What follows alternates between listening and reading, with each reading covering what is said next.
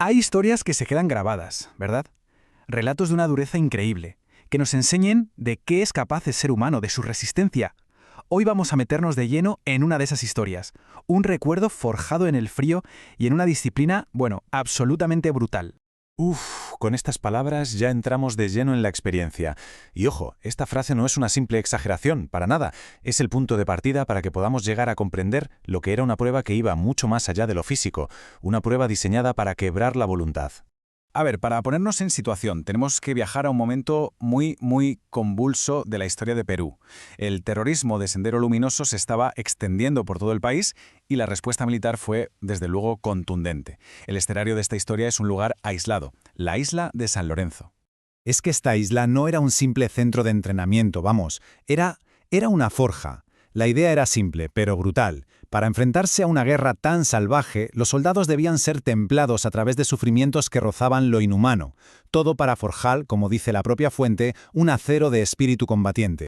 Y dentro de todo ese arsenal de pruebas extremas, había una que destacaba por encima de todas, una que era temida y recordada por su crueldad, tanto psicológica como física. Vamos a hablar de los llamados plantones.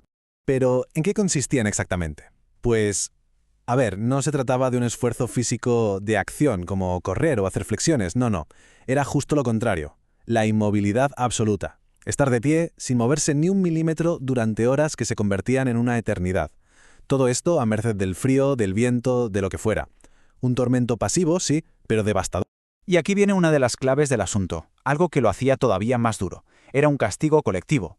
No se imponía porque un solo soldado hubiera fallado, no, caía sobre toda la compañía.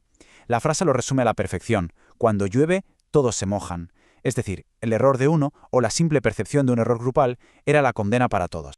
Pero bueno, las explicaciones están muy bien, pero para comprender de verdad el impacto de algo así, tenemos que dejar la teoría y sumergirnos en la experiencia personal de una noche concreta. Una noche que, como dice el autor, arde grabada en su mente. La escena que se nos presenta es desoladora. La compañía entera reunida en la explanada. No es que llevaran poca ropa, es que iban semidesnudos. El simple contacto de los pies con ese cemento helado, descrito como más frío que la muerte, era ya en sí una forma de tortura. El primer asalto de una noche que parecía no tener fin. Y por si el frío del suelo no fuera suficiente, entra en juego el siguiente enemigo, el viento. En una isla, claro, el viento es implacable.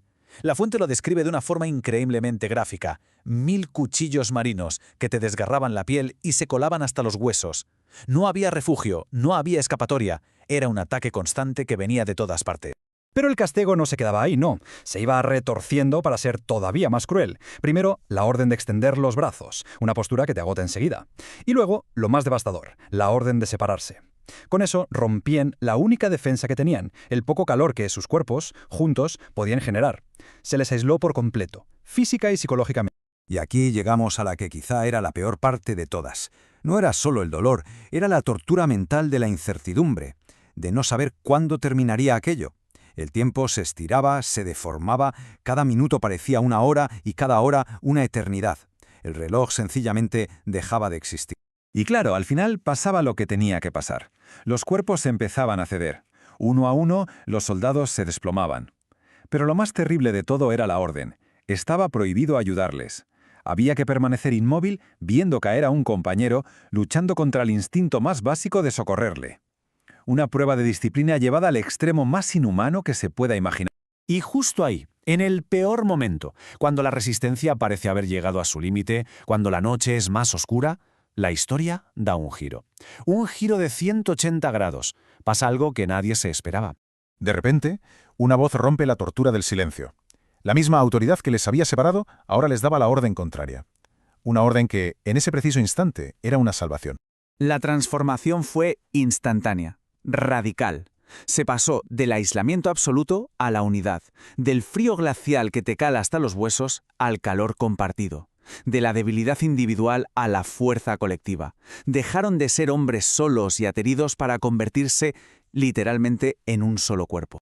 El relato describe este momento como un milagro. Y es que al juntarse, al abrazarse con los hombros, ocurrió algo casi mágico.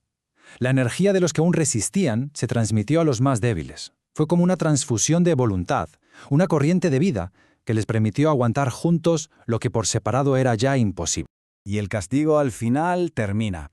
Pero una experiencia así no acaba cuando dan la orden de romper filas. No, deja una marca indeleble, una lección aprendida de la forma más dura posible.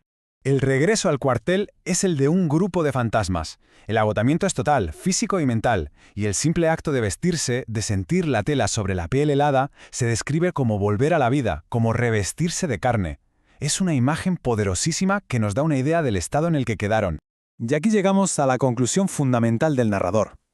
A pesar de la brutalidad, o quizá precisamente por ella, esta experiencia no fue en vano. No se recuerda con rencor, sino como una prueba superada, un juicio de hierro. Fue ese hielo el que, en lugar de romperlo, templó su sangre y lo convirtió en el soldado que tenía que ser. Y esta historia nos deja con una pregunta final, una reflexión que va más allá del contexto militar.